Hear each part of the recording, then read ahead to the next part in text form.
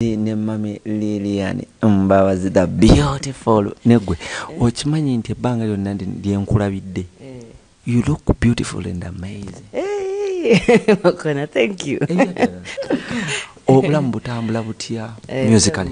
Obulamu butambula, you know, one day at a time musically. The band and I were a bit busy, but mostly Nazem studio recording a music.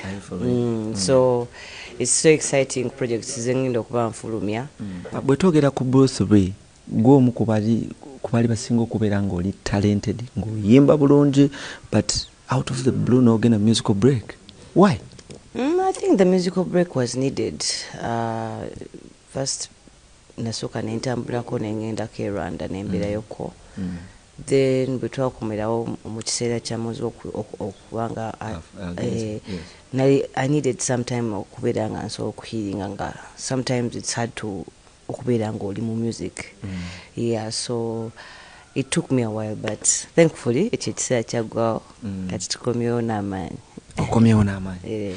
Era tuba tuli awo ne muddamu ne mwegatta as Bruce Lee. Ne tulowooza nti kati this time around ndowooza ekintu mugenda kivugira ddala ng'aba Bruce Lee. But era show lwaggwa buli omu n'akwata agage. Not really. First of all, Bruce Lee has been booked, but tubadde tukola shows. Been traveling.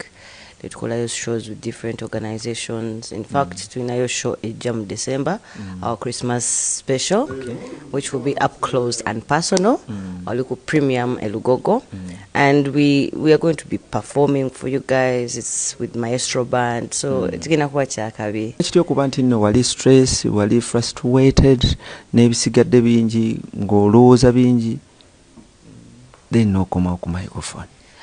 I think it's bulamu butambula. Wabirayo ups, wabirayo downs. So the most important thing is how do you pick yourself up?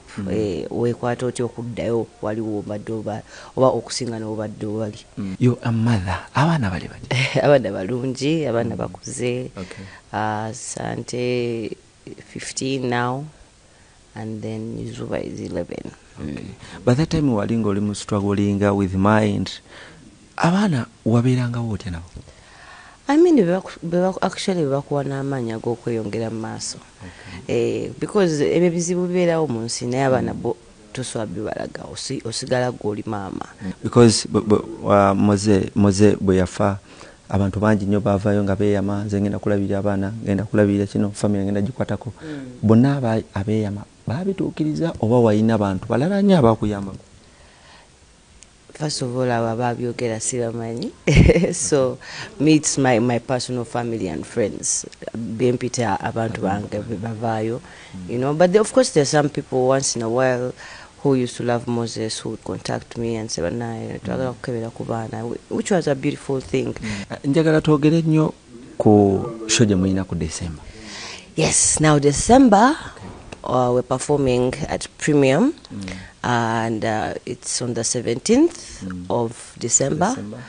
We'll be performing with a live band, Maestro Blue 3, like Christmas edition, up close and personal.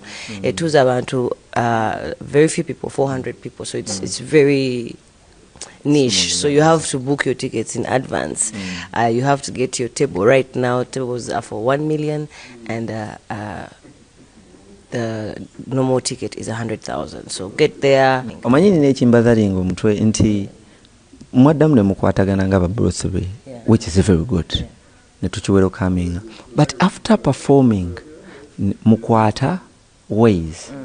Tugambe nti mwakula buli omu takyagala kutegeerera munne oba mulabanga it's just a business? No, it's not even like that. First of all, right now we're in studio. Again, doing new music. Yes. As Blue 3. As Blue 3. We have been working on music, so it's not like we kept quiet. But also now we need to add on to what you guys already have, the catalog. So new music will be something nice. Nga tumaliriza Lilian, bizibu bingi ebikutuuseeko. Tolowooza ku bizibu ebikutuuseeko. I don't look at the past. The past is the past. The past is the past. Yeah. What lesson did I learn from it? That's the only thing that matters. Byonna byonna byakutuukako. Lwaki kijja kitya okuba nti nno tewakozesa ku drugs? I don't know. I think it's everyone's journey. It's everyone's because journey. bano obalabye Jackie yakozesa drugs n'abasigadde but gwe sikulya nkonto kisinzira n'omuntu. That's the truth. Some people handle stress easier than others, and some have to find a relief where some of us drink a bit of alcohol. What do you mean? Yeah, go mwengo go gunywa go akendeeza muko. Yeah, of course, so much. So ninga wanywa chicha kunywesanga nnyo omwengo kutuka kweli. Yeah, it comes down to depression, and like I told you, everyone has a different way they want to do an outlet for their pain. So it was that, but we learn and we move. Okay. Yeah.